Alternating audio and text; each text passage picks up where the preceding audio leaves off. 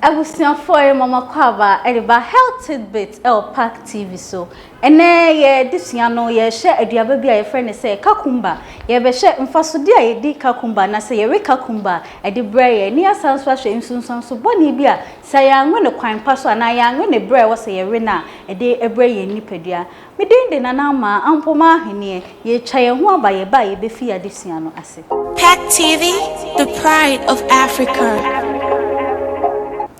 Yedamase samoje mre na mo twan ma ye twa ye ho ba ye hye aduaba bi a frɛ ne sɛ kakumba se ye kase kakumba ye dada sitine mu ye fie mu dani da ye hia kakumba na ye de kakuma edi dwuma nipa dodo na hu ni sɛ kakumba ya atosode na nso enya atosode ya aduaba a ye we ana ye di ni sɛ de dani da ye di kwadu ana sɛ ye nom anka no ye hye kakumba ede mfasode bebre ene bre ye nipadua sa wo we kakumba na wo tawe kakumba eboa ama nsuo egina wo nipadua ma nsuo anwe emfiri wo nipadua nim sanso ena sa wo tawe kakumba efele wo up na se ema wo men instead say ekwomo dewa obedi aduane bi te say benku amutuo sa wo we kakumba etimi sustain you for some time ana say emewo impempem mu ha ema otimi kwohwehwe aduane bi edi echue so wo we kakumba nso na se wo pese o maintain wo weight na wo pese wo so tia wo di kanwe ansa na wadidi se wo we kakumba ansa na wadidi a odi a eba sa aduane no kakra bi ena ekowu nunti eno nso boa ema utimi maintain wo weight na se oso etimi etem kakumba esanso boa edipafo o eyes ye kase bibi edipafe o eyes a empempi ye hye TV a ye tehu sa abrofo no movies dodo na ye tehu se omo de kakumba atoto omani so se omo eda ni nyina ne se kakumba eboa ema obi wo ha obeda so obo se ni achi aso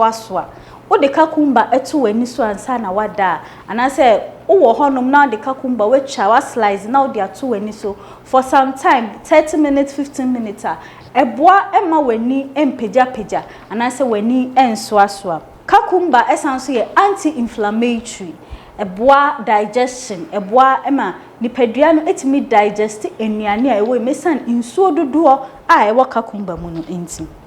ne krakra no ana se last but not the least no kakumba eboa ema ye honam etoso eye nahanaha se tuntum se yuo kokonso akokọ musa enti ye recommend say nipa bia at least da ku bia onya kakumba ba ko sekituo sekesio unya na ori a ebeboa obetimi de kakumba fra waduane se wo fie wo ye cabbage stew bi ana wo ye gravy stew bi kwa utimi twitwa edigum wenya wanwamu bi no utimi twitwa kakumba ediguso na wadi aboa ama wenya apomuden papa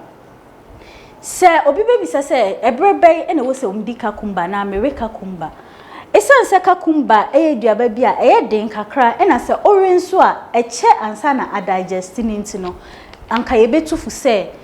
unidi ya kra ehia esa obewe kakumba na emum se wonya bibi dia bibi de kan to ye ma na ware kakumba no obi beka se medi kan akasa no meka se wowe kakumba ansa na wadidi a eboa ema otimi lose weight na maintain weight eno no ye se bia no pa wadidi na awia oba bedidi na anwumre oba bedidi no na ware kakumba no eno no ema wodi aduane ne ketua bi nti eboa ema eno nso utimi lose weight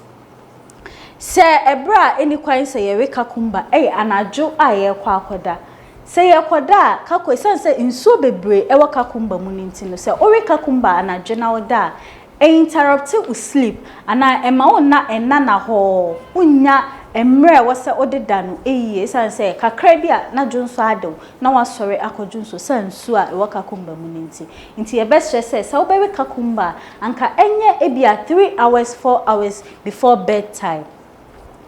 yansha insunsanso bi nso a se ya anwe kakumba ana se ye we ne kwan bono so a ede ebreye kakumba ebetimi anya stomach discomfort se ye we no on an empty stomach ase de medi kankan no se unidi na we kakumba ema wo yem ekeka because kakumba end digest intem nti se wo we kakumba yesrel na se unidi ya menwe udidi ansa na wa we kakumba na PAG TV health Tit Bits show no aha ye di ebesi obetimi ajoin ye in social media pages ni nyina Facebook PAG TV GH, Instagram PAG TV GH, and our face YouTube so PAG TV GH. Ubetimi ashayen. Ewo ho wo adwumem, unifia TV ben wo adwumem, wonam chroma. Ubetimi ashe YouTube na wa join ye. Ewo PAG TV eso. Na na Ampomah Ahwinee. That's a ne, you be share bio. Bye bye. We are the pride of Africa. We give you all that you need. PAG TV, Ampomah Ahwinee. I'm running your kick home. PAG TV, the pride of Africa.